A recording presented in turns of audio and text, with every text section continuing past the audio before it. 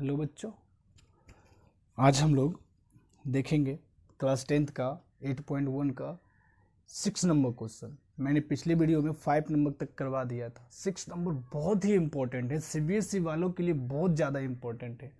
Exam में पूछता है ऐसे क्वेश्चन, और इस क्वेश्चन को समझने के लिए ट्रायंगल का कुछ प्रॉपर्टी हमको याद होना चाहिए, सिमिलरिटी यानी समरूपता का कुछ गुण याद होना चाहिए। तो भाई अभी हम तो ट्रायगोनोमेट्री तो ट्रायंगल तो पढ़ाए नहीं, तो इसलिए यहाँ पे समझना पड़ेगा। जैसे एक आरएचएस थ्योरम होता है, समरूपता होता है ना, समरूपता। तो आरएचएस समरूपता क्या है, इसको समझ लेंगे तो ये आसानी से समझ में आ जाएगा हम लोग को। आरएचएस समरूपता, इसका मतलब होता है राइट एंगल, यानी 90 डिग्री। एच का मतलब होता है हाइपोटेनस, मतलब कर्ण, और एक मतलब होता है साइड यानी भुजा, है ना। तो ये आरएचएस समरूपता, आरएचएस सिमिलरिटी जिसको पता है इस मैथ को बहुत आसानी से कर लेता है। कई टीचरों को देखा है कि जैसे तैसे बना देता है, लेकिन यहाँ पे समझने की कोशिश करो। ये आरएचएस, पहले समरूपता क्या है इसके बारे में बात करते हैं। राइट एंगल हाइपोटेनस कहाँ होगा, एक राइट एंगल ट्रायंगल में होगा, है ना। तो एक राइट एंगल ट्रायंगल, और समरूपता की बात किया जाए तो 2 राइट एंगल ट्रायंगल होना चाहिए हम लोग को, है ना। कह रहा है कि एक राइट एंगल बराबर होना चाहिए यानी 90 डिग्री, तो यहाँ पर भी 90 डिग्री होना चाहिए।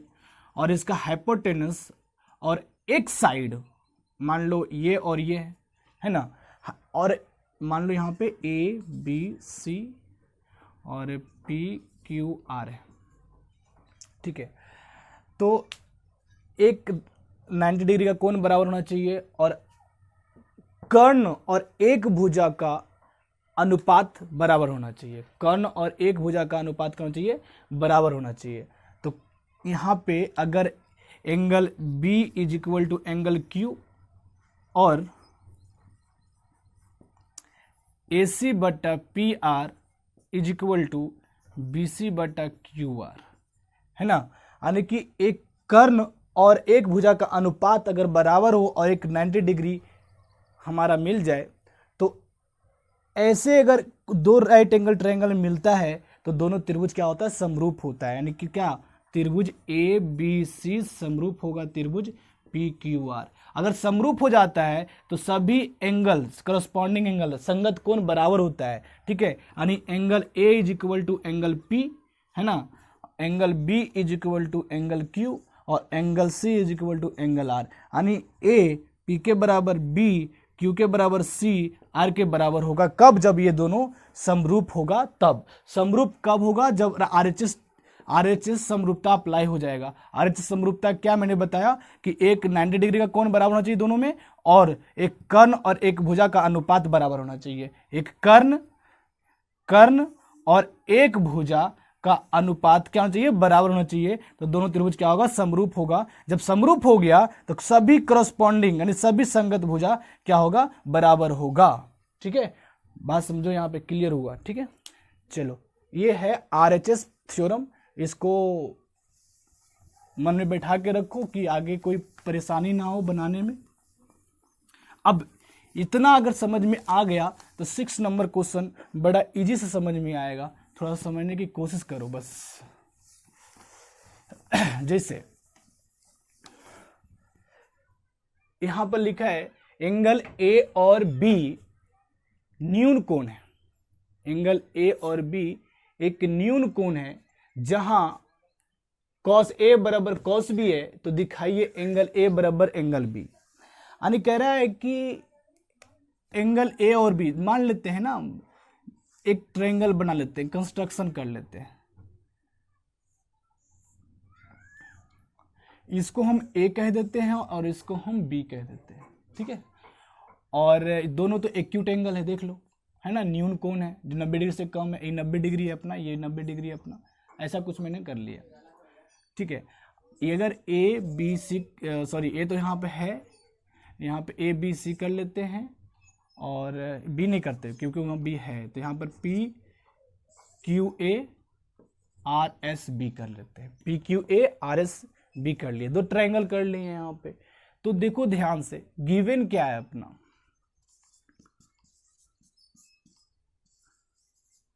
दिया हुआ है, पहले दिया हुआ है उसके बारे में बात करते हैं। क्या दिया हुआ है? cos A is equal to cos B। तो cos A is equal to cos B, तो cos A बराबर क्या होता है? B बटा H होता है। इसका भी तो B बटा H ही होता है, लेकिन ये A के लिए B बटा H है और ये B के लिए B बटा H है। ठीक है, बात समझना। ये सब तो अभी मैंने बताया था, है ना, ट्राइगोनोमेट्रिक रेशियो में मैंने बताया था, त्रिकोणमितीय अनुपात में। तो A के लिए B कितना है? तो A के लिए B देखो QA है, और H A के लिए कितना है? तो PA है।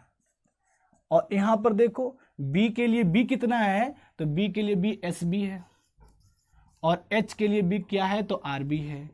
तो ध्यान से देखो, हम क्रॉस मल्टीप्लिकेशन कर देते हैं, ये इधर ले आते हैं। क्या?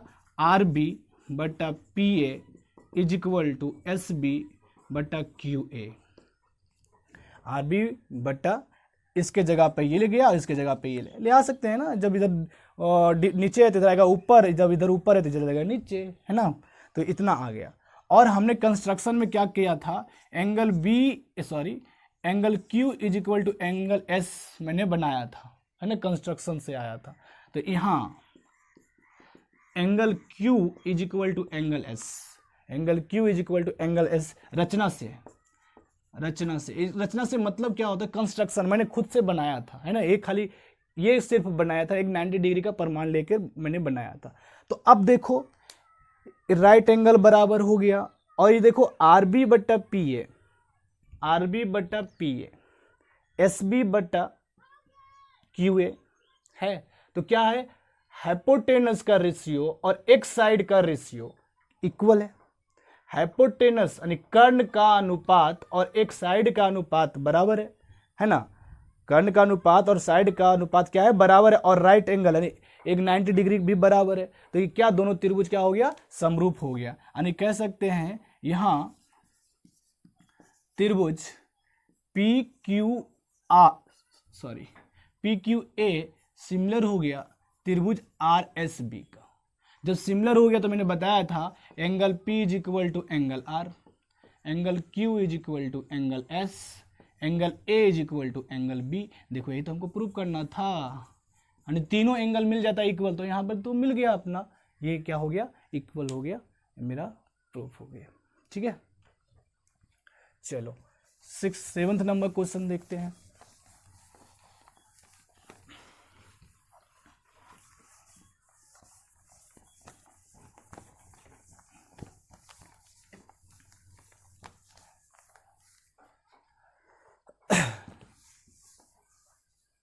क्या है? ध्यान से देखो, एनसीईआरटी किताब खोलो और 8.1 निकालो और ध्यान से देखो कि क्या है।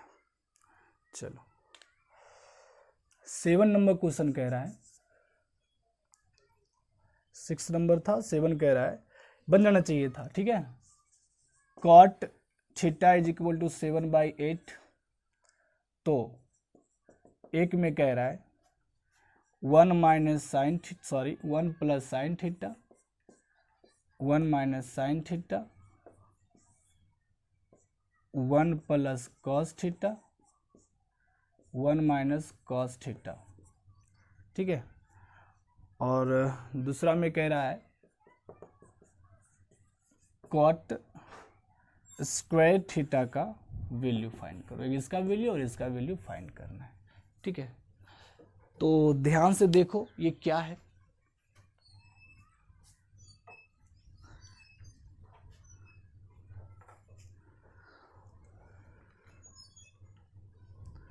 और समझने की कोशिश करो।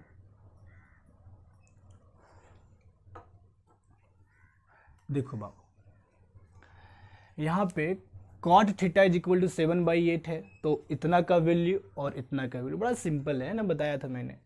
कॉट थीटा मतलब b बटा पी यानी 7/8। तो यहाँ से b का जो वैल्यू होगा क्या होगा? 7x होगा, और p का जो वैल्यू होगा 8x हो जाएगा। तो हमको क्या जरूरत पड़ रहा है? h की वैल्यू निकालना है। तो h बराबर h की वैल्यू व्हाट? तो पाइथागोरस पर में क्या कहता है? पाइथागोरस पर में से समझ में आ रहा है ना, मैंने पिछले वीडियो में करवाया था ये सब चीज। तो क्या होता है? h² is equal to p square plus b square. H की वैल्यू नहीं पता तो h square equal to p की वैल्यू कितना है तो 8x का स्क्वायर और बी की वैल्यू कितना है तो 7x का स्क्वायर है ना। तो एच स्क्वायर इक्वल टू कितना हो जाएगा 64x स्क्वायर और प्लस 49x स्क्वायर है ना। तो कितना होगा H square equal to 9 4 13 6 4 10 1 11 x square आ गया। इसलिए बता दो एच इक्वल टू क्या होगा रूट ओवर 113 एक्स स्क्वायर। 113 का तो रूट नहीं निकलेगा तो ये अंदर रहेगा और एक्स स्क्वायर का एक्स निकल गया, यानी एच की वैल्यू अपना हो गया। तो अब हम लोग एक पहला नंबर ही क्वेश्चन करने वाले हैं। ध्यान से देखो यहाँ पे क्या है 1 प्लस पी बटा एच, ध्यान से देखो साइन थीटा के, फिर 1 माइनस पी बटा एच साइन थीटा ये तो है, 1 प्लस बी बटा एच, यहाँ पे कॉस थीटा है 1 माइनस बी बटा एच।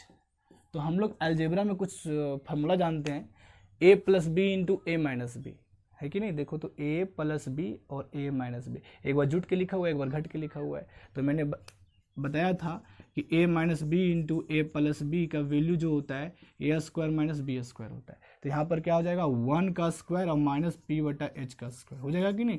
इसी तरह से यहाँ हो जाएगा 1 का स्क्वायर और बी बटा एच का स्क्वायर कंप्लीट।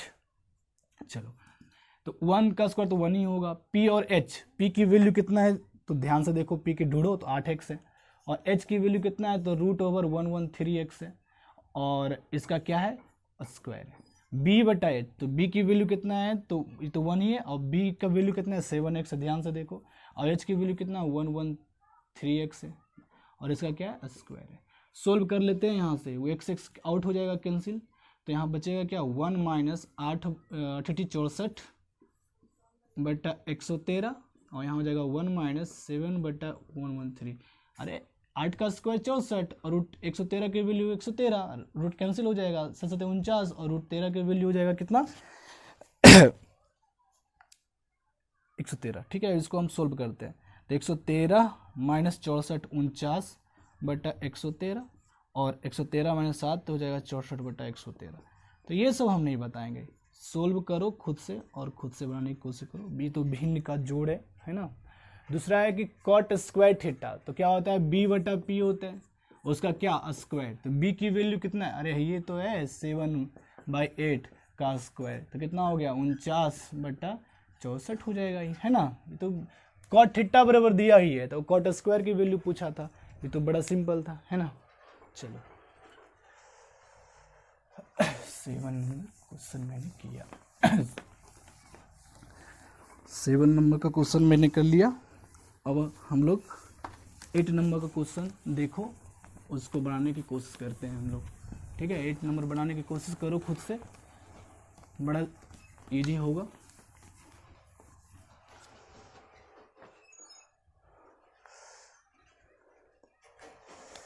एट नंबर कह रहा है, ये तो बहुत इजी है। 8 नंबर कह रहा है कि 3 cot A is equal to 4, तो जांच कीजिए, है ना, सिद्ध कीजिए, मतलब जांच कीजिए, प्रूव कीजिए, दिखाइए क्या 1 minus ten square A 1 plus ten square A is equal to cos square A minus sine square A, ये दिखाना है ना, है या नहीं। ठीक है, मतलब जांच करना है कि ये और ये बराबर है या नहीं, हाँ या और ना में आंसर देना है। तो चलो भाई, ये तो अपना दिया हुआ है ना, तो यहाँ से लिखेंगे सॉल्यूशन में करेंगे इसको सॉल्यूशन, तो क्या हो जाएगा cot A is equal to 3/4, तो क्या होता है बी बटा पी होता है, cot theta is equal to B बटा पी, पहला लेक्चर जाकर देख लो तुम लोग। तो क्या हो जाएगा 3/4, तो एच की वैल्यू जो होगा क्या होगा, तो यहाँ से सब अलग अलग कर लेंगे, ठीक है, इजी होगा। तो यहाँ पर b की जो वैल्यू होगा 3x और p की जो वैल्यू होगा 4x, तो h is equal to what, तो पाइथागोरस प्रमेय से, पाइथागोरस प्रमेय से जब बटा में रहे ना रेशियो में तो x मानना उचित हो जाता है, जब ट्रायंगल फिगर दिया हुआ रहेगा ना तो वहाँ पे हम लोग नहीं मानेंगे।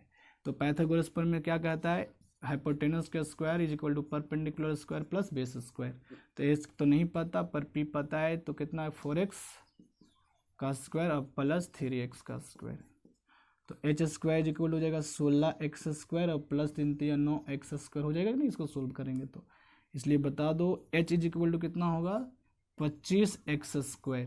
तो h बराबर कितना होगा, तो 25 का तो 5 निकलेगा, x² तो x निकलेगा, तो निकल गया है ना। और दोनों को बराबर देखना है या नहीं। चलो हम लोग लिखेंगे LHS से। तो LHS में क्या है 1 माइनस 10² 1 प्लस 10² ये है ना। तो 1 माइनस पी बटा बी का स्क्वायर 1 प्लस पी बटा बी का स्क्वायर। ठीक है, टेन थीटा का फॉर्मूला पी बाई बी होता है ना, यहाँ तो सब थीटा की जगह पे ए ही है, तो कोई दिक्कत तो नहीं होगा। तो 1 माइनस पी की जो वैल्यू है कितना है 4x और बी की जो वैल्यू है कितना है 3x, उसका क्या हो जाएगा होल स्क्वायर। यहाँ पे 1 प्लस 4x बाई 3x का होल स्क्वायर। कोई प्रॉब्लम? तो 1 माइनस कितना हो जाएगा 16, x कट जाएगा तो 16/9 और यहाँ पे 1 प्लस 16/9 हो जाएगा। इसको सोल्व करेंगे तो 9 माइनस 16 तो कितना होगा -7/9 और इसका होगा 9 प्लस 16 तो 25/9। ये कट जाएगा तो कितना आ गया -7/25 आया। LHS में -7/25 आया। इसमें भी अगर 7/25 आ जाता है तो बोलेंगे हाँ, नहीं आता तो बोलेंगे नहीं। तो यहाँ पर लिखेंगे क्या, अब RHS से क्या है तो cos square a minus sine square a है। तो cos स्क्वायर a बराबर क्या होता है तो b बटा h का स्क्वायर। इसका क्या होता है तो p बटा h का स्क्वायर। यहाँ माइनस है प्लस नहीं। तो b की जो वैल्यू है कितना है देखो 3x होगा, ढूंढ कर देख लो। h की जो वैल्यू है मैंने निकाला 5x, ध्यान से देख लो जा करके।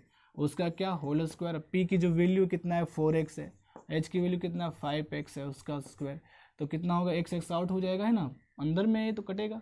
तो 3 × 9/25 और माइनस 16/25। एलसीएम कितना हो गया 25। तो 9 माइनस 16 कितना हो गया -7/25। क्या दोनों इक्वल है तो बोलेंगे हाँ इक्वल है। ठीक है, बात समझ में आए, दोनों क्या है इक्वल ही है। चलो 8 नंबर देखा, 9 नंबर देखने की कोशिश करते हैं। आज हम 8.1 ख़त्म करने की कोशिश करेंगे हम लोग। आप लोग भी बनाने की कोशिश करो।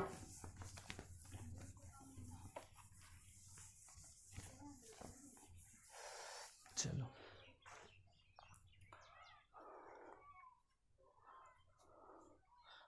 9, 10, 11 ठीक है, 9 देख लो। कह रहा है कि tan A सॉरी 9 नंबर कह रहा है त्रिभुज ABC में कोण B समकोण है। फिगर ऐसा है ना, ABC में कोण B क्या है समकोण, मतलब 90 डिग्री है।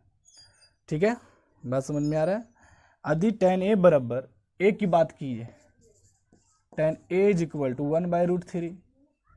tan A की वैल्यू कितना है 1/√3। तो निम्नलिखित का वैल्यू ज्ञात करो। एक में है sin A into cos C minus cos A into sine C, इतना की वैल्यू ज्ञात करना है। ठीक है, और बाकी हम दूसरा खुद बनाओगे आप लोग। तो देखो, तो यहाँ से समझने की कोशिश करो। tan A यानी यहाँ पे थीटा है, तो tan A बराबर क्या होता है P/H होता है, नहीं P/B होता है, याद रखना। तो किसके लिए P, तो A के लिए। तो A के लिए P कितना 1 और √3। तो यहाँ पर अलग करेंगे हम लोग, तो P के लिए A कितना 1 होगा और B के लिए कितना हो जाएगा √3 होगा। हम अलग अलग करके लिख रहे हैं तो इसलिए x डाल देना है ना। तो P is equal to 1x हो जाएगा और B इज इक्वल टू हो जाएगा √3x। तो हम लोग पाइथागोरस थ्योरम से चलेंगे क्या, h² बाय पाइथागोरस थ्योरम। तो h² is equal to p² plus b²। P की वैल्यू कितना 1x, सॉरी ये तो h² ही है। P की वैल्यू कितना है तो 1x का स्क्वायर, B की वैल्यू कितना है तो √3x का स्क्वायर। जब रेशियो में दिया हुआ है ना x डालना उचित बनता है। ठीक है, h² is equal to 1x² plus 3x²। Root का स्क्वायर कट जाएगा, 3 बचेगा, x का स्क्वायर। तो h² इज इक्वल टू कितना होगा 4x²।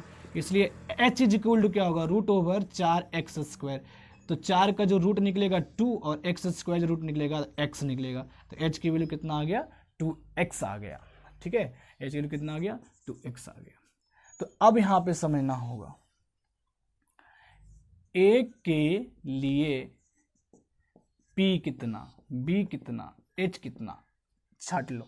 तो ए के लिए P सामने वाला 1x, B कितना तो √3x, H कितना तो 2x, और C के लिए P B H, तो C के लिए P कितना होगा, सामने वाला होगा है ना √3x, B कितना होगा, नीचे वाला होगा 1x, H तो वही रहेगा, दोनों के लिए फिक्स रहेगा।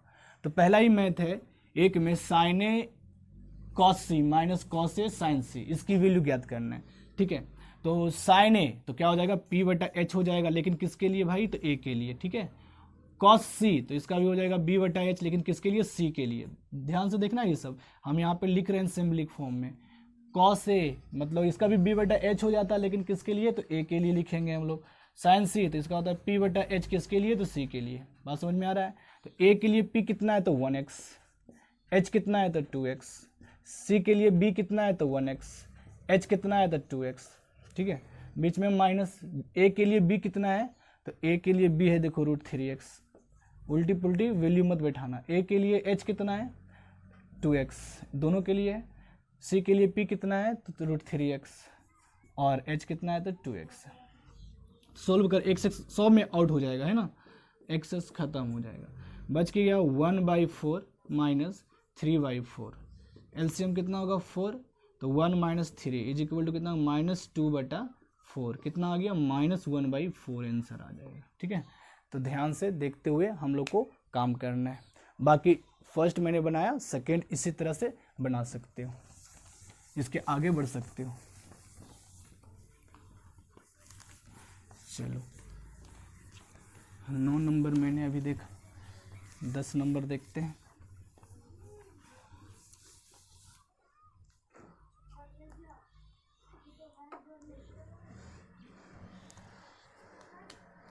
दस नंबर कह रहा है बना सकते हो। ठीक है, 10 नंबर हम छोड़ देते हैं, चलो बनाओ, खुद से बनाओ। ठीक है, 11 नंबर का क्वेश्चन है, स्टेटमेंट है। ठीक है, कह रहा है बताइए कि निम्नलिखित कथन सत्य है असत्य, कारण सहित अपने उत्तर की पुष्टि कीजिए। कह रहा है 10a का मान सदैव 1 से कम होता है। तो देखो बाबू, 11 नंबर जो क्वेश्चन है, हम लोग यहाँ मतलब नहीं सोल्व कर सकते है ना रेशियो में। हम जब आगे अगला एक्सरसाइज में जाएंगे तो इसको हम सोल्व करेंगे। 12 की वैल्यू हम कर सकते हैं, 11 का एक अब यहाँ पे नहीं बता सकते हैं, बट 11 का 2 देखो बताने की कोशिश कर रहे हैं।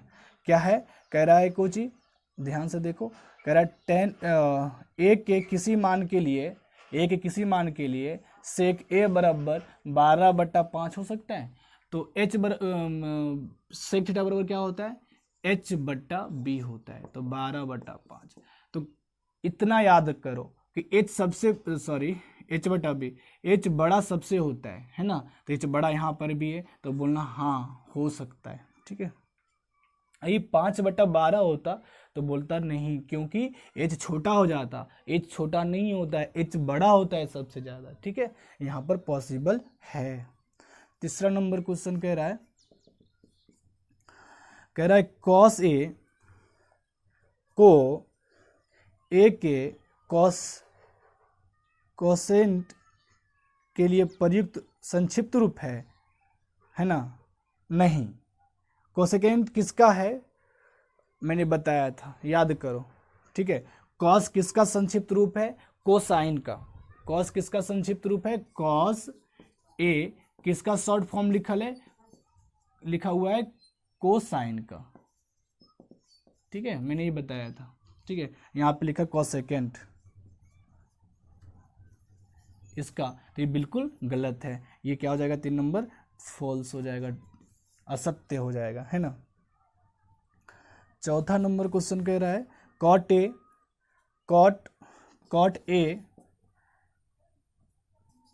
कॉट गुने ए होता है। कह रहा है कॉट और ए का गुणनफल होता है। ये बिल्कुल गलत है।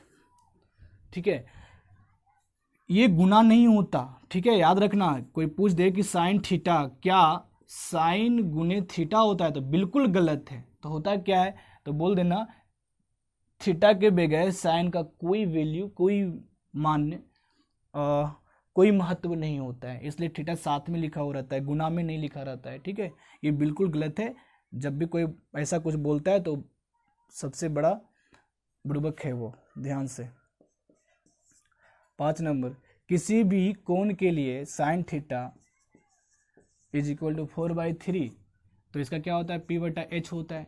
तो मैंने अभी बताया था कि h बड़ा होना चाहिए, तो यहाँ पर देखो छोटा हो रहा है ना, तो ये असत्य है, बिल्कुल असत्य है। h यहाँ पे छोटा है, कारण बता देना कि h यहाँ पे छोटा है। यहाँ पर बता देना कि थीटा के बगैर साइन का कोई महत्व नहीं होता है, इसलिए ये गुना में नहीं होता है। और कॉट ये भी वही है ना, ये वही है। और बता देना कि कॉस का जो लॉन्गेस्ट फॉर्म होता है कोसाइन होता है। यहाँ पर बताना बिल्कुल सही है, क्योंकि h बड़ा होता है ना b से, ये बिल्कुल सही है। 1 का जो थोड़ा सा प्रॉब्लम है उसके बारे में हम एक अगले एक्सरसाइज में बात करेंगे, है ना, जब विशिष्ट कोण की वैल्यू निकालना सीखेंगे। जैसे बोला tan a का मान सदैव 1 से कम होता है। tan a का मान अभी बता देते हैं तो समझ में आ जाएगा, अभी भी बता दे सकते हैं। तो नहीं भी समझ में आएगा तो अगला एक्सरसाइज का थोड़ा सा जब बताएंगे थ्योरी तो समझ में आ जाएगा, इस मैथ पे हम जिक्र करेंगे।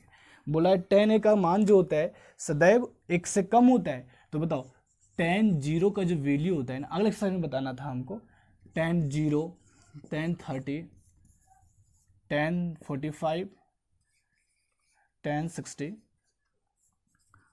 tan 90। ठीक है, तो tan 0 के जो वैल्यू होता है वो क्या होता है, वो 0 होता है। tan 30 की वैल्यू 1/√3 होता है। इसका जो वैल्यू होता है ना 1 होता है, इसका वैल्यू √3 होता है, इसका वैल्यू होता है इन्फिनाइट। अब ध्यान से देखो, इसका वैल्यू 1 है और √3 का वैल्यू 1.732 होता है। कौन बड़ा है, ये बड़ा हो गया कि नहीं हो गया बड़ा। तो यहाँ पर बोला सदैव 1 से कम होता है, नहीं बिल्कुल नहीं, ये तो 1 से बड़ा भी हो रहा है ना, तो ये क्या हो जाएगा, असत्य हो जाएगा। ठीक है, इस तरह से मैंने 8.1 खत्म किया क्लास 10th का। अगले एक्सरसाइज में कुछ हम विशिष्ट कोण के मान जैसे ये बता रहे थे वैसे ही हम ट्रिक के सहित हम याद करेंगे और इसको बनाने की कोशिश करें। थैंक यू, आज इतना ही।